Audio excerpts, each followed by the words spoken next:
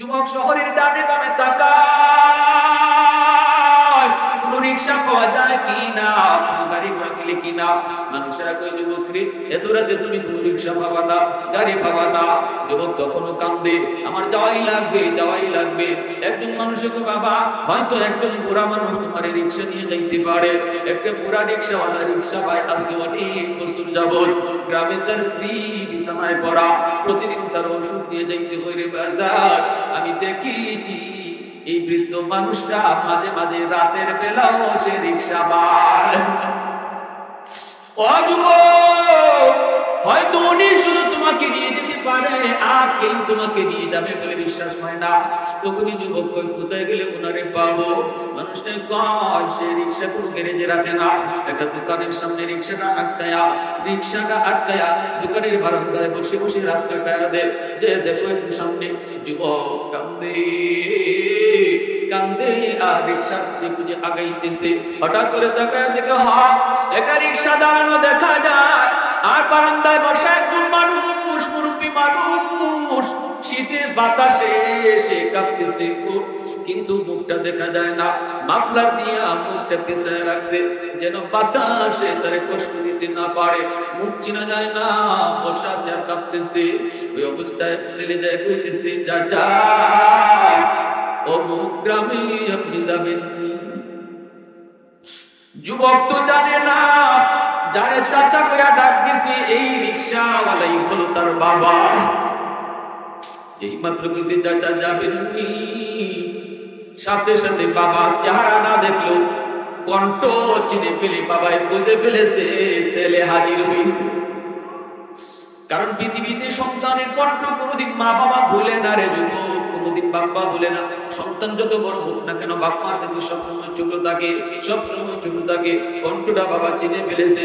সাথে সাথে বাবা মাথার নিচের দিকে দিয়া চেহারা না দেখায়া বাবা নিচের দিকে দিয়ে কইতেছে, হ বাবা যাব।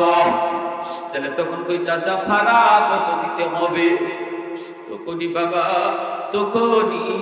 উত্তর দে, বাজার রে, জীবনে কত মানুষের কাছ থেকে ভাড়া নেই নাই, আজ আমি তোমার কাছ থেকেও ভাড়া নিব না।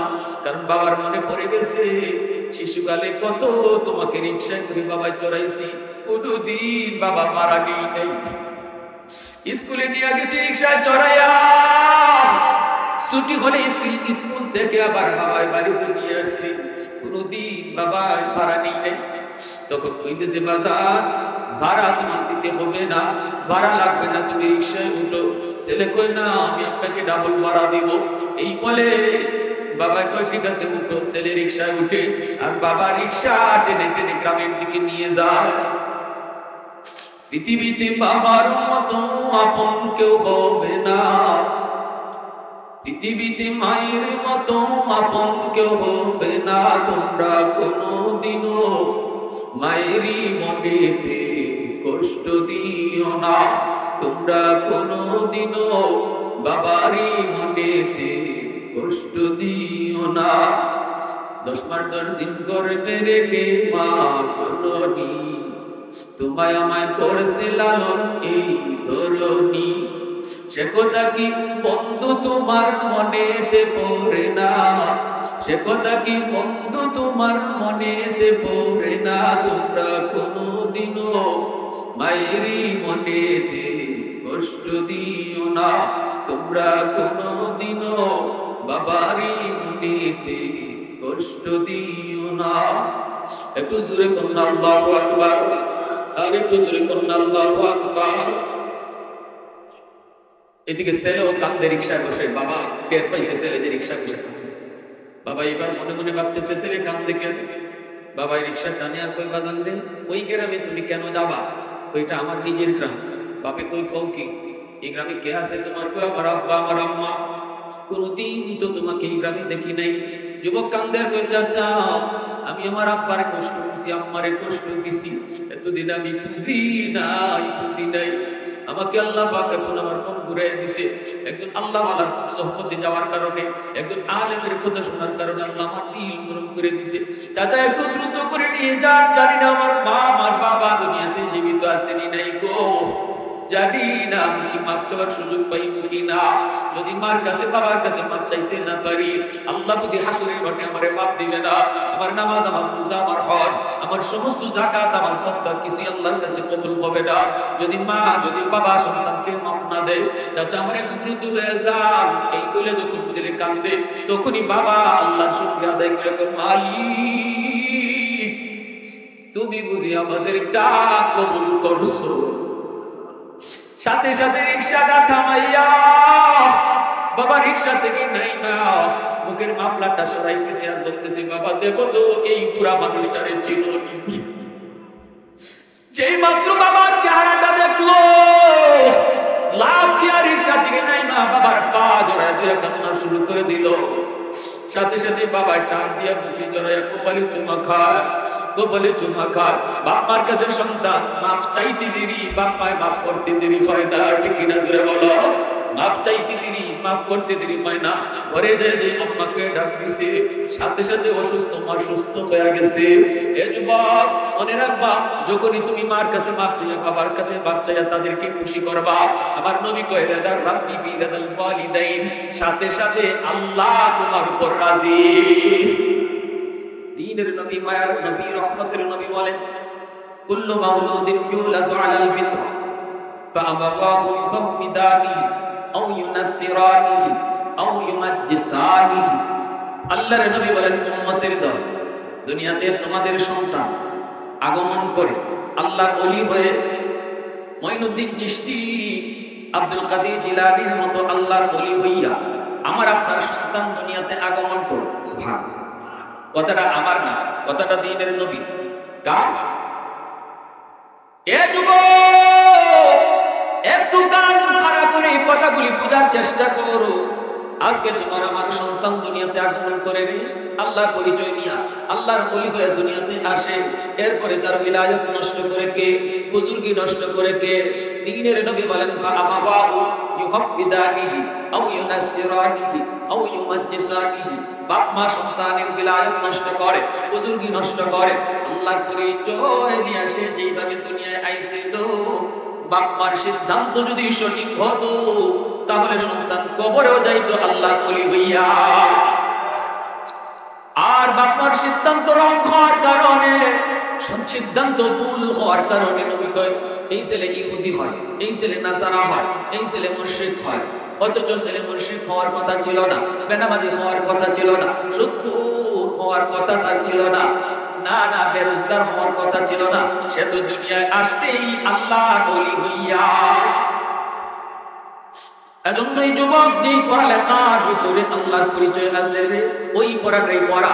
যেই পড়ার ভিতরে আমার আল্লাহর পরিচয় নাই, এই পড়া কোনোদিন পড়া নয়। এজন্যই তো আল্লাহর নবীকে যখন জিবরাইল বললেন, নবী গো পড়েন, ইকরা। নবী কয়, আনা বিকারিন, আমি পড়া জানি না। জিবরাইল আবারও বলেন, ইকরা। নবী কয়, আমি পড়া জানি না। আবারও বলেন, ইকরা। নবী কয়, পড়া জানি না। কেন, কি জন্য নবী বললেন পড়া জানি না? তাফসীরের কিতাবের ভিতরে লিখেন, আল্লাহ নবী জানতে চেয়েছেন, ও ভাই জিবরাইল, আমি পড়বো তো পড়বো, কিন্তু কার নামে পড়বো? আমি কার নামে পড়া শুরু করব? আমি যদি আমার আল্লাহর নামে পড়া না পাই, এই পড়া আমি নবী পড়বো না। যখনই জিবরাইল বললেন, ইকরা বিসমি রাব্বিকাল্লাযী খালাক, পড়েন তো নবী আপনি ওই রবের নামে, যে রব আপনাকে সৃষ্টি করেছেন। যখনই আল্লাহর নাম নিয়ে পড়তে বললেন, নবী তখনই পড়া শুরু করে দিলেন। তাহলে বুঝে গেল, ওই পড়ালেখায় যেই পড়ালেখায় আল্লাহর পরিচয় আছে, ঠিক কিনা জোরে বলেন। আজকে শরীফের গল্প শিখায়া আমার আপনার সন্তানগুলোকে ইসলাম থেকে দূরে সরানোর ষড়যন্ত্র আসেনি না নাই? আরেকটু জোরে বলা আসেনি না নাই? মেয়েদেরকে বেহায়া বানানো হচ্ছে, ছেলেদেরকে বেহায়া বানানো হচ্ছে, হায়া শরম উঠায় দেওয়া হচ্ছে। কেমনে তো এই শরীফের গল্প জানেননি? একটা মেয়ে যদি নিজের মনে করে আমি ছেলে, তাহলে নাকি সে ছেলে হয়ে যায়। ছেলে যদি নিজের মনে করে আমি মেয়ে, সে নাকি মেয়ে হয়ে যায়। এইবার যদি ছেলেটা নিজের মনে করে আমি মেয়ে, সে যদি মেয়ে হয়ে যায়, বলুন, মনে মনে নিজের মনে মেয়ে মনে করলে কি ছেলে কোনোদিন মেয়ে হয়নি? এখানে যদি আমরা সবাই মনে করি আমরা সব মেয়ে, যখন মেয়ে হইব, কিন্তু আপনার বাচ্চারা শিখাইতেছে মনে মনে, যখন সে বলবে আমি মেয়ে, তখন হে নাকি মেয়ে হয়ে যায়। এইবার তারা বিয়া দিতে হইলে বিয়া দিতে আরেকটা ছেলের সাথে বিয়া দিতে হবে। আসলে হ্যাঁ এমনি ছেলে রয়েছে, এখন আরেক ছেলের সাথে যদি বিয়া দেয় এটা কি ছেলে মেয়ে বিয়া হয়েছে না ছেলে ছেলে বিয়া হয়েছে? কামিয়েছিনি, এটারই কয় সমকামিতা। অত্যন্ত সুকৌশলে আমাদের শিক্ষা ব্যবস্থাটাকে ধ্বংস করার পায়তারা লিপ্ত হয়েছে কিছু ইহুদিদের গোলাম, ইহুদিদের এজেন্ট, ইহুদিদের দালাল। আওয়াজ দেওয়া বলো ঠিক কিনা? তাম পৃথিবী জুড়ে কিন্তু আজকে ষড়যন্ত্র, খালি বাংলাদেশ নিয়ে না, ফিলিস্তিন ইসরায়েল নিয়ে ষড়যন্ত্র। আজকে গাজায় রক্ত ঝরছে, মুসলমান শিশুদের খুন ঝরছে। বলুন আমাদের শিশুদের কোনো দোষ আছে? শিশুরা জানে দুনিয়াতে দুশ্মন কেনা, শিশুদের কাছে সবাই আপন। কিন্তু গাজার শিশু কেন খুন হলো? 20 থেকে 22,000 শিশু খুন হলো। প্যারে হাদিরিন, এখনো খুন হচ্ছে, এখনো রাফায় রক্ত ঝরছে, এখনো মিশরের সীমান্তে রক্ত ঝরছে। কোনো অপরাধ নাই ফিলিস্তিনের সাধারণ মানুষের। তোরা যদি এতই বাহাদুর হও তাহলে আমাদের বাহাদুরদের সাথে পাল্লা করো। আমাদের বাহাদুরদের কিছুই করতে পারে না, মুজাহিদদের কিছুই পারে না। যত ঝাল মিটাইতেছে শুধু সাধারণ মানুষের উপর আর শিশু বাচ্চাদের উপর। এর নাম বাহাদুরি নয়। আর হাদিরিনের জন্য বলি, সময় সামনের দিন খুব খারাপ, আমাদের সজাগ হওয়ার টাইম এসেছে। আর ঘুমায় থাকার টাইম নাই। যে অবস্থায় আমরা চলছি এভাবেই যদি চলতে থাকি অচিরেই বাংলাদেশেও গাজার হালত তৈরি হবে। অতএব যুবক, এত সুদূর সেই ঢাকা থেকে আপনাদের সীমান্তে চলে এসেছি চাপাবাজি করার জন্য নয়, শুধু একটা মেসেজ দেই, এখনই সময়, ঘুরে দাঁড়াও, ইমানটারে মজবুত করো। কারণ ওদের কাছে অস্ত্র আছে, আমাদের কাছে ইমান আছে। আওয়াজ দেওয়া বলো ঠিক কিনা? যদি তোমার সামনে কোনোদিন এই সিদ্ধান্ত আসে জীবন দিবা না ইমান দিবা, জীবন দিতে রাজি ইমান দিতে রাজি না, কারা কারা হাত তুলে একটু খাও।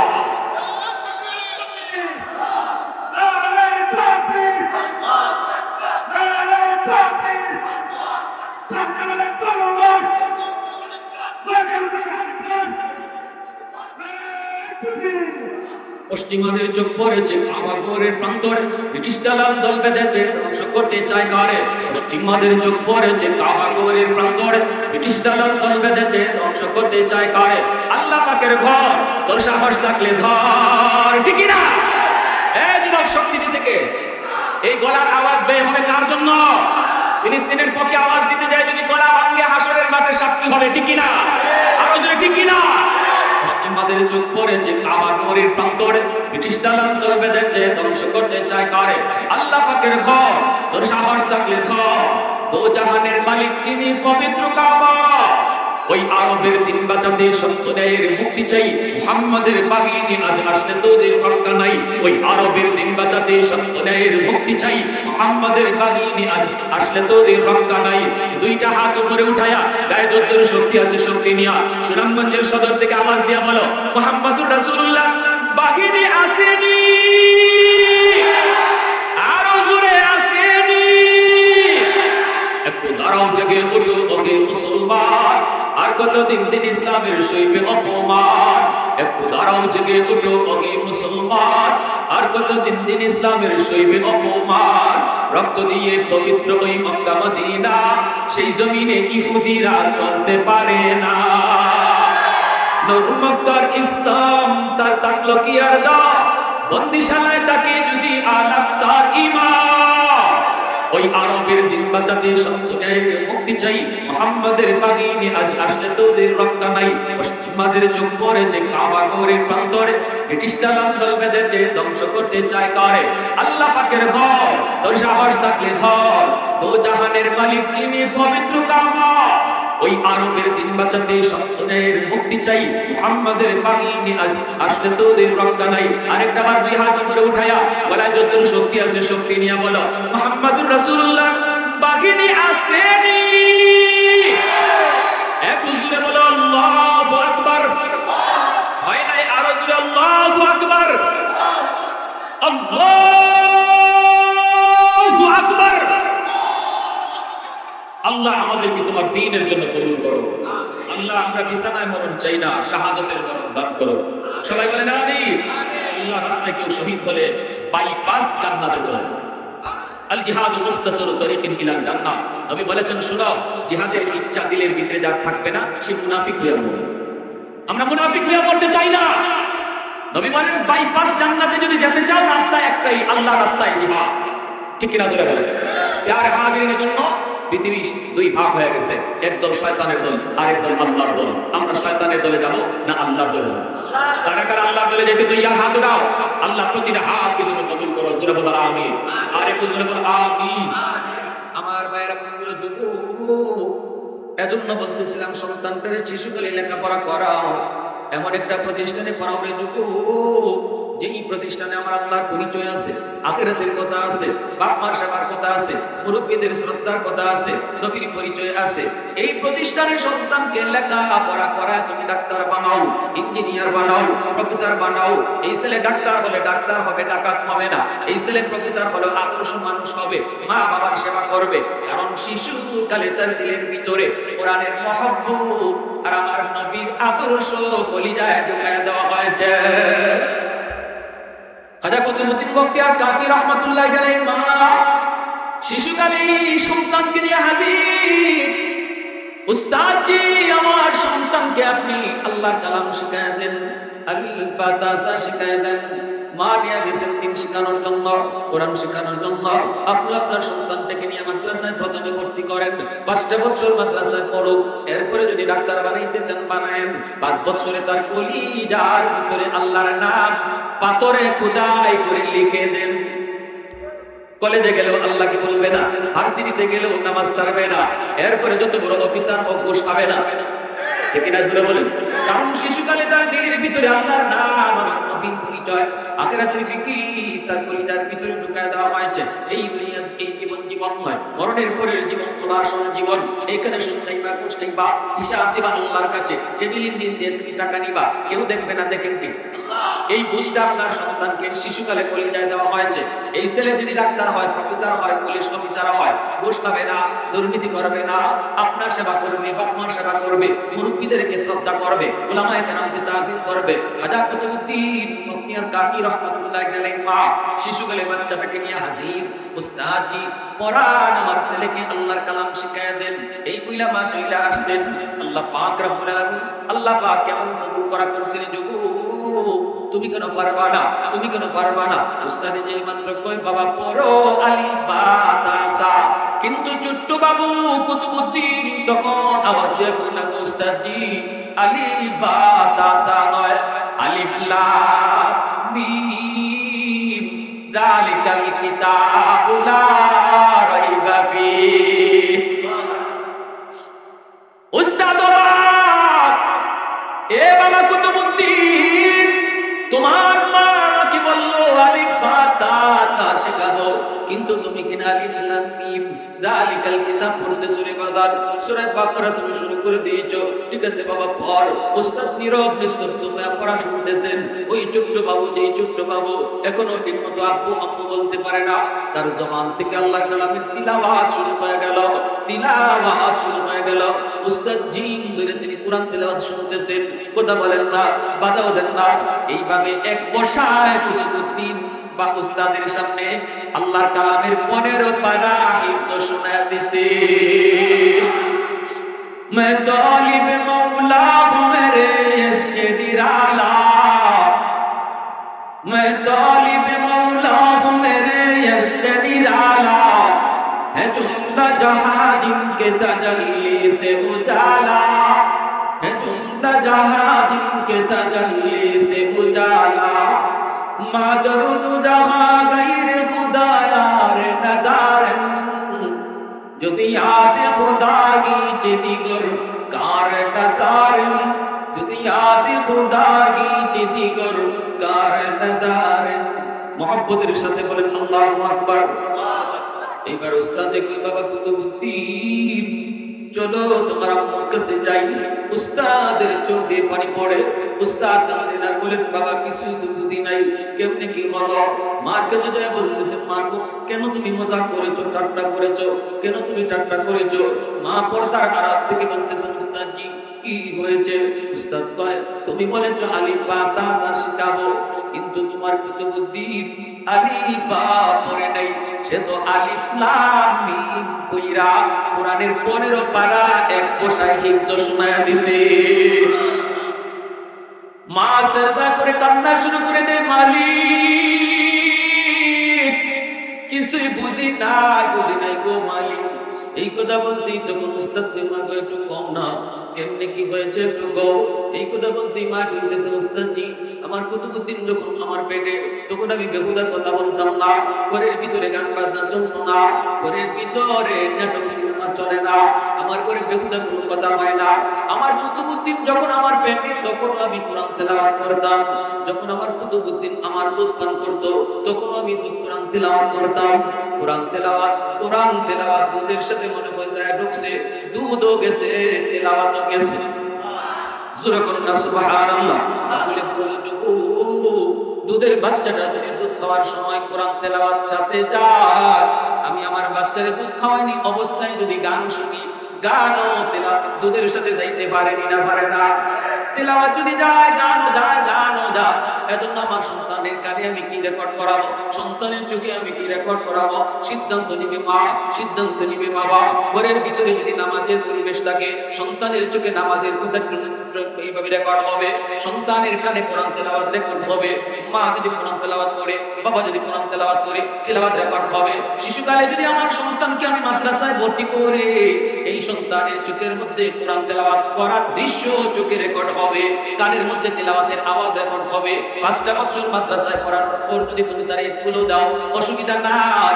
এই ছেলে ঢাকা ইউনিভার্সিটি বাংলা বিভাগ নাস্তিকদের দিকে যাওয়ার পরেও কোরআনের পক্ষেই আওয়াজ উঠাবে। এজন্য আমার ভাই মনে রাখবা, উলামায়ে কেরামের সুহবত অনেক বড় বিষয়, অনেক বড় বিষয় রে ভাই। ভাইরা বন্ধুরা দেখেন না, একটা যুবকের ঘটনা শোনাই। যুবক পথভ্রষ্ট হয়ে গেছিল, কিন্তু আলেমের সুহবতে আসার কারণে মা বাবার সাথে আবার ভালো আচরণ করে। কত খারাপ আচরণ করছে মায়ের সাথে, বাবার সাথে।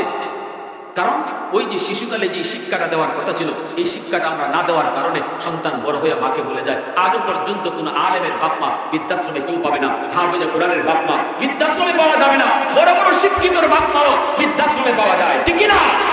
অসংখ্য গণিত রেকর্ড হয়েছে। কুমিল্লা শহরের একটা বাস্তব ঘটনা আমি আপনাদেরকে শোনাই।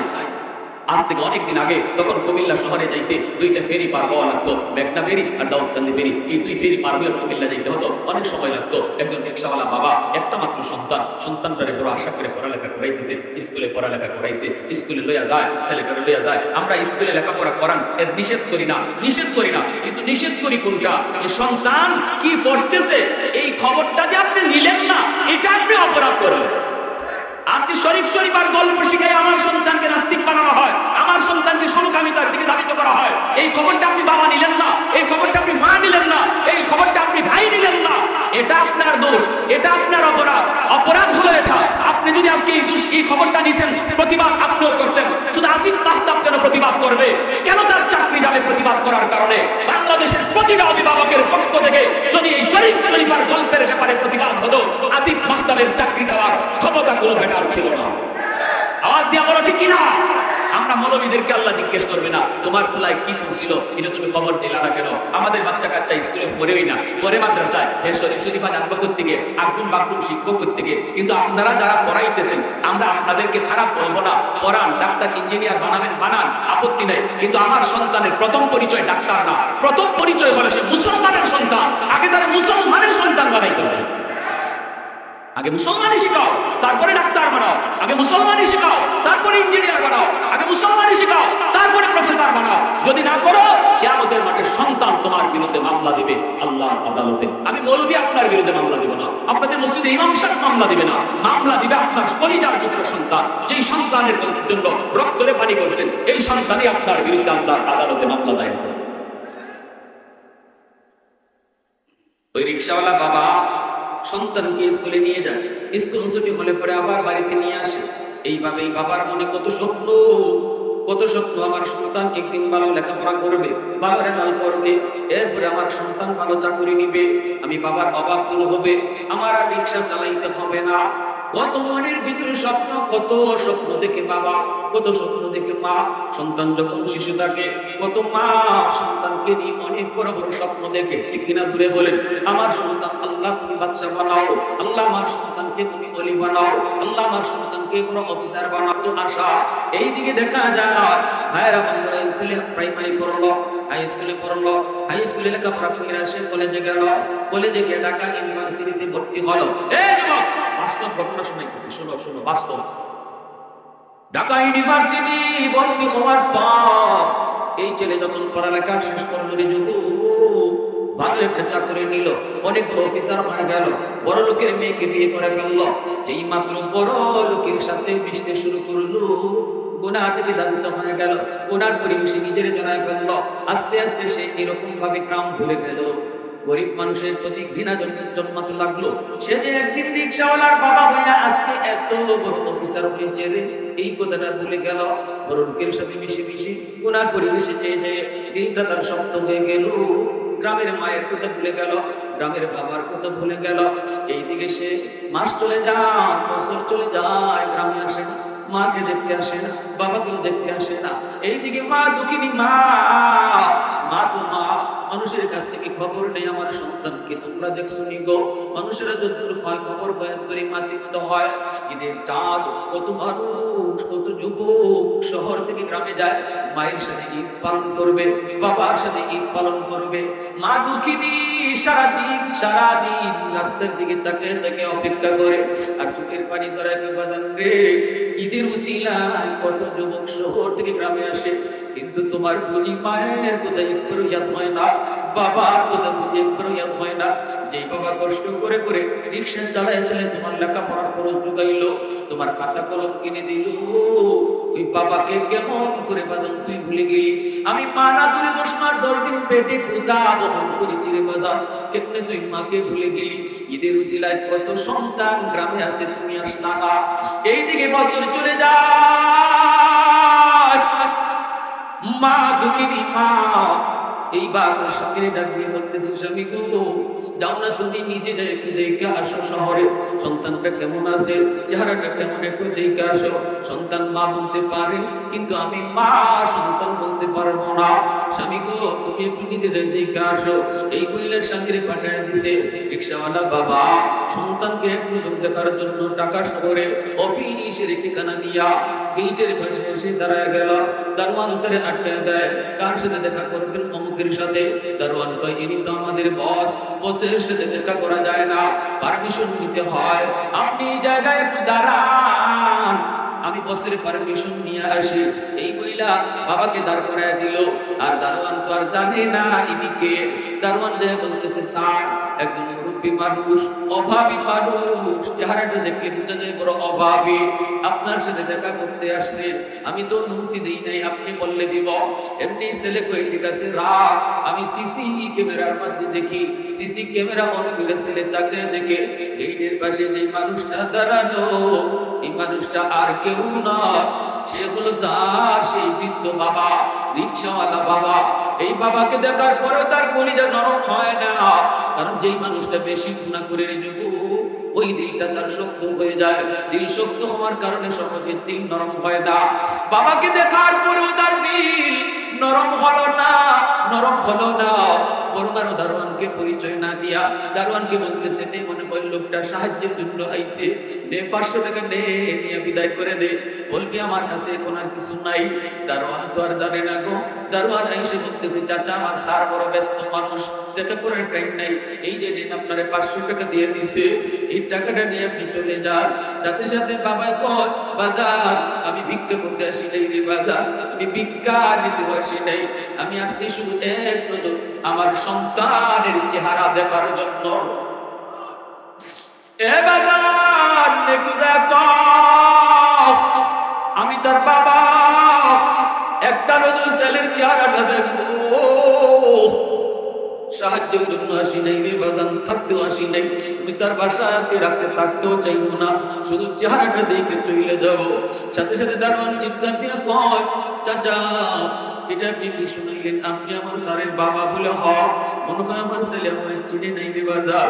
দারোয়ান কাঁদে আর কই, চাচা লাভ নাই, লাভ নাই, সিসি ক্যামেরায় স্যারে আপনারে দেখছে, চিনছে, চিনার পরও যখন আপনারে ঢুকতে দিল না, তাহলে মনে করেন আপনার ছেলে আর আপনার নাই।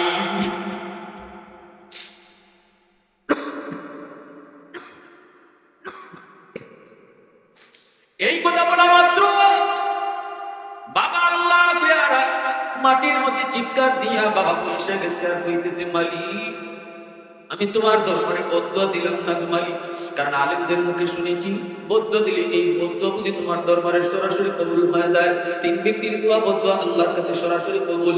সালাসাতুন দাওয়াতুন মুস্তাজাবাতুন লা শাক্কা ফি, দাওয়াতুল মাজলুম ওয়া দাওয়াতুল মুসাফির ওয়া দাওয়াতুল ওয়ালিদ আলা ওয়ালাদিহি। মা বাবার দোয়া বদদুয়া আল্লাহর কাছে সরাসরি কবুল। এজন্য বাবাই কইবা, আল্লাহ আমি বদদুয়া দিলাম না গো মালিক, তবে তোমার কাছে দোয়া করি, আমার দুনিয়াতে আর কোনো সন্তান নাই, একটা মাত্র সন্তান। আল্লাহ আমার দুনিয়াতে কেউ না, আমরা বুড়া মানুষ, আবার বৃদ্ধ হয়ে গেছি। আল্লাহ তোমার কাছে ফরিয়াদ, তুমি নাকি দোয়া করলো দোয়া কবুল করো। আল্লাহ আমার সন্তানের জন্য দোয়া করি, আমার সন্তানকে তুমি হেদায়েত দান কইরো। এইদিকে বাবা চোখের পানি মুছে মুছে টাকাটা দারোয়ানের হাতে ফেরত দিয়ে বাবা চলে গেছে গ্রামে।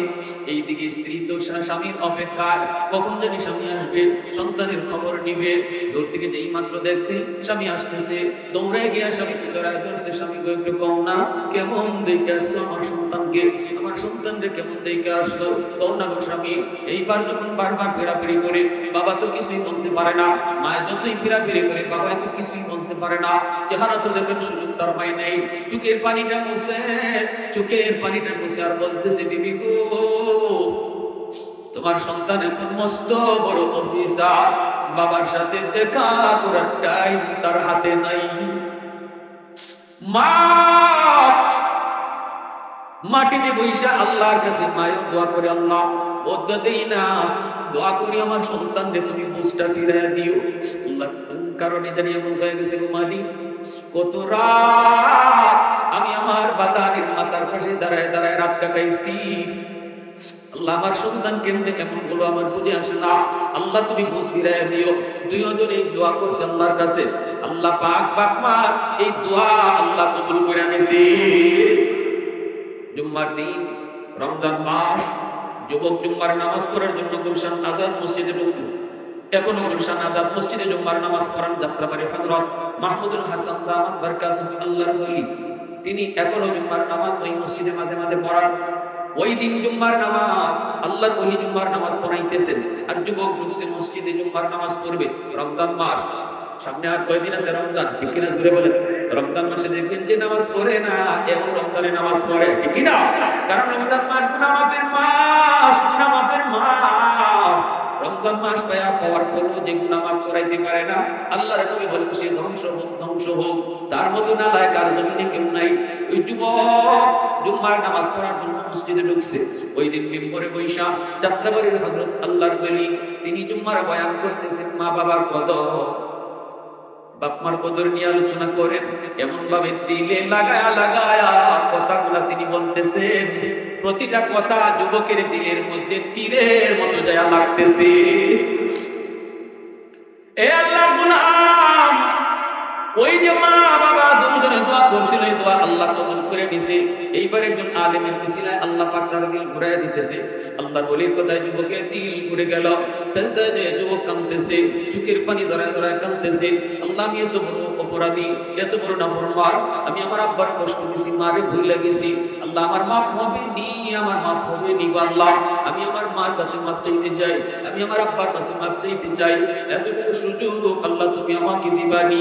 এই কইলা জুম্মার নামাজ শেষ করিয়া যুবক চোখের পানিটা মিশা বাসায় না ঢুকে সোজা চলে গেল মার্কেটে।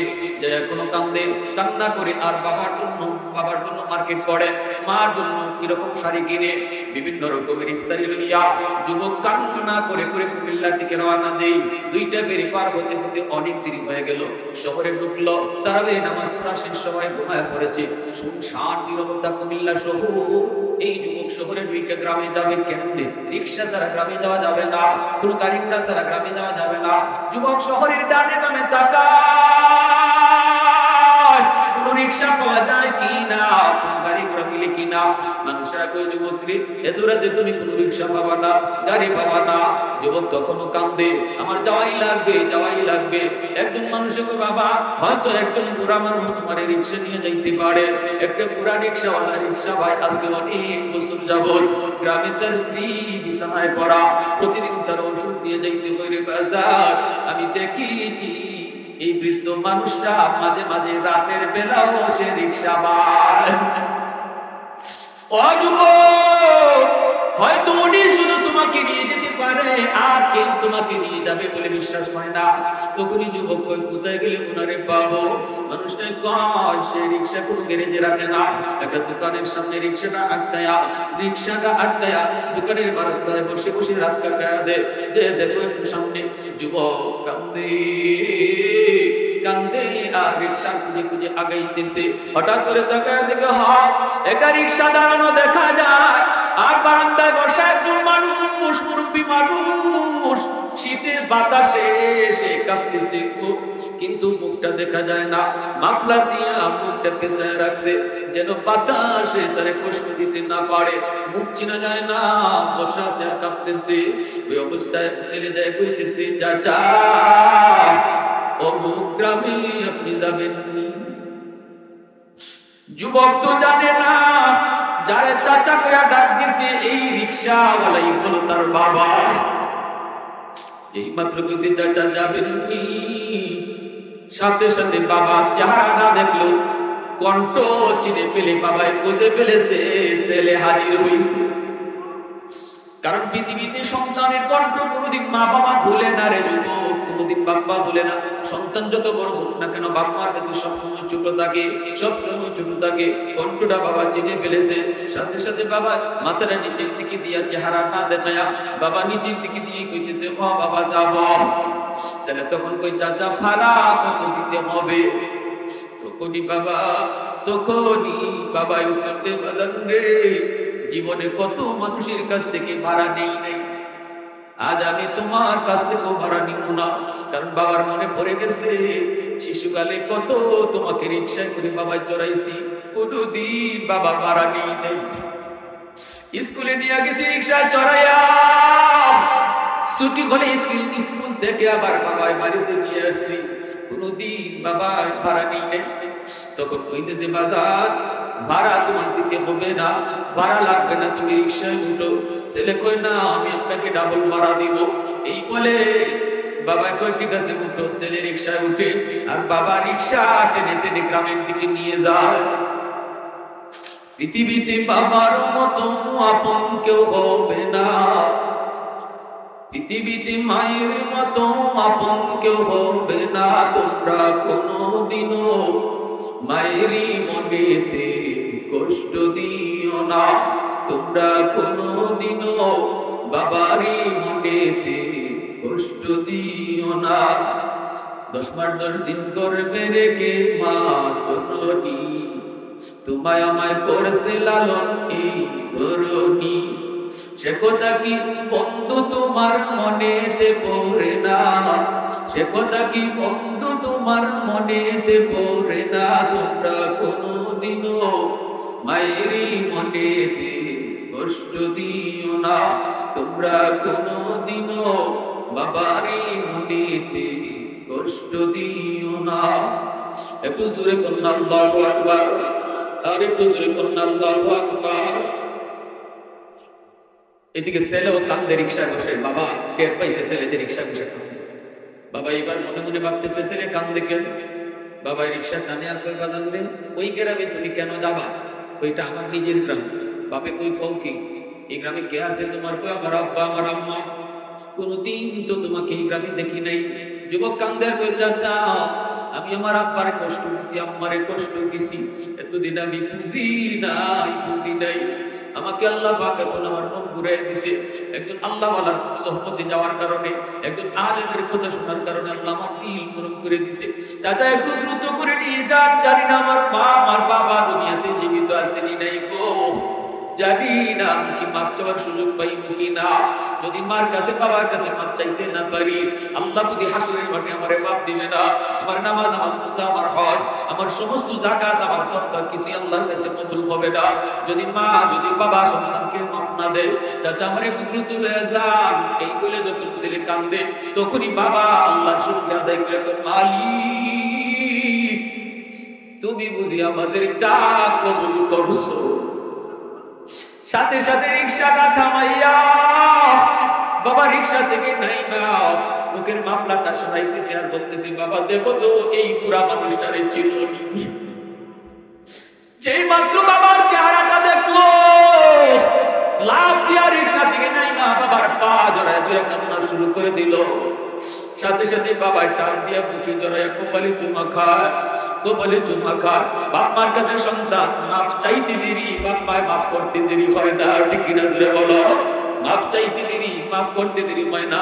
ঘরে যায় যে আম্মাকে ডাক দিছে, সাথে সাথে অসুস্থ মা সুস্থ হয়ে গেছে। এ যুবক মনে রাখবা, যখনই তুমি মার কাছে মাফ চাইয়া, বাবার কাছে মাফ চাইয়া তাদেরকে খুশি করবা, আমার নবী কয় রাদার রাব্বি ফি রাদাল ওয়ালিদাইন, সাথে সাথে আল্লাহ তোমার উপর রাজি। বাপ মাকে যেই সন্তান খুশি করে আল্লাহ ওই সন্তানের উপর খুশি হয়ে যায়। আর যেই সন্তান বাপ মারে কষ্ট দেয় আল্লাহ তার উপরে নারাজ থাকে। নামাজ কইরা, রোজা রাইখা, হজ যাকাত কইরো আল্লাহকে খুশি করা যায় না। বাপ মাকে নারাজ কইরা, বাপ মারে কষ্ট দিয়া, যুবক আজকে মারে না খাওয়াইয়া, বাবারে না খাওয়াইয়া তুমি তাদেরকে খাওয়াইয়া খুশি করতেছো, তাদেরকে খুশি করো। বিশ্বাস খুশি হলে আল্লাহ খুশি, হাদিস আমরা পাই না। শ্বশুর শাশুড়িকে খুশি করো, অসুবিধা নাই, সবের কাম, কিন্তু শ্বশুর শাশুড়ি খুশি হলে আল্লাহ খুশি, এমন হাদিস আমরা পাই নাই। হাদিস পাইছি বাপ মা খুশি থাকলে আল্লাহ খুশি হয়ে যায়। জোরে বলুন না সুবহানাল্লাহ।